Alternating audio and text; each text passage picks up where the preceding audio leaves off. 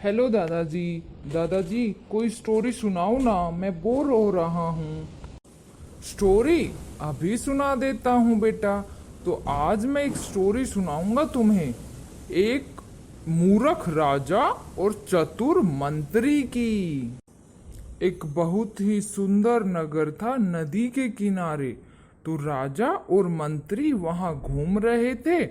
तो राजा ने मंत्री से पूछा, हे मंत्री, ये नदी किस ओर बहकर जाती है? तो मंत्री ने जवाब दिया, महाराज, मंत्री, ये नदी किस ओर बहकर जाती है?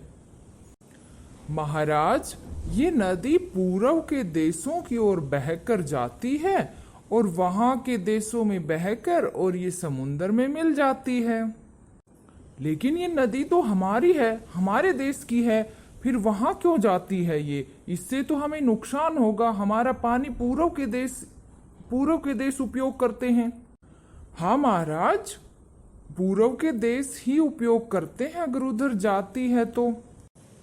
मंत्री, तुम एक काम करो, इस नदी के बीच में एक दीवार बनवा दो ताकि इसका पानी दूसरे देशों के पास ना जा सके और इसका सारा पानी हम ही उपयोग कर सकें। लेकिन महाराज, इससे हमें नुकसान होगा। कैसा नुकसान? नुकसान तो हमारा हो रहा है, जो हमारा पानी दूसरे देश उपयोग कर रहे हैं। मेरे आदेश का पालन करो और जल्दी से इस नदी के ऊपर एक दीवार बनवा दो ताकि इसका पानी दूसरे देशों में बहकर ना जा सके। ठीक है महाराज, ऐसा ही होगा।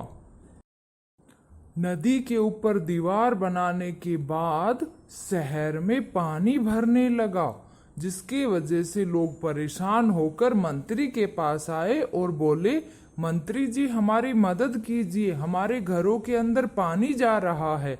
मंत्री ने कहा, रुक जाओ, मैं सब ठीक कर दूंगा।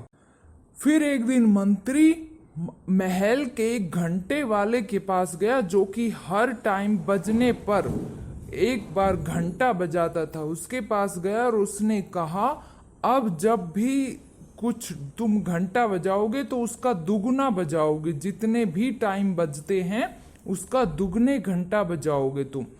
तो उसने ऐसा ही किया और उसके बाद जब वो 3 बजे रात के, तो उसने 6 घंटे बजा दिए। तो महाराज और मंत्री सब उठ गए। उन्होंने सोचा कि 6 बज चुके हैं। तो महाराज बाहर आए और मंत्री से पूछा, मंत्री, 6 बज चुके हैं, सुबह हो गई है, लेकिन सूरज नहीं आया है अब तक। जी महाराज, शायद ऐसा हुआ होगा क्योंकि सूरज पूरब से आता है और पूरब के देशों ने सूरज को आने से रोक दिया होगा, क्योंकि हमने नदी को पानी रोक दिया है, इसलिए उन्होंने सूरज को रोक दिया होगा। मंत्री, अब क्या करें? क्या हमारे यहाँ पे अंधेरा ही रहेगा? नहीं महाराज, आप दीवार को हटवा दीजिए नदी पर बनाई हुई, तो उनके पास जैसे ही पानी पहुंचेगा वो सूरज को छोड़ देंगे। ठीक है, कारीगरों से कहो कि उस दीवार को हटवा दिया जाए। ठीक है महाराज। और उसके बाद दीवार को हटवा दिया गया और जैसे ही दीवार को हटाया, पानी चल पड़ा और सुबह हो गई थी और सूरज आ गया।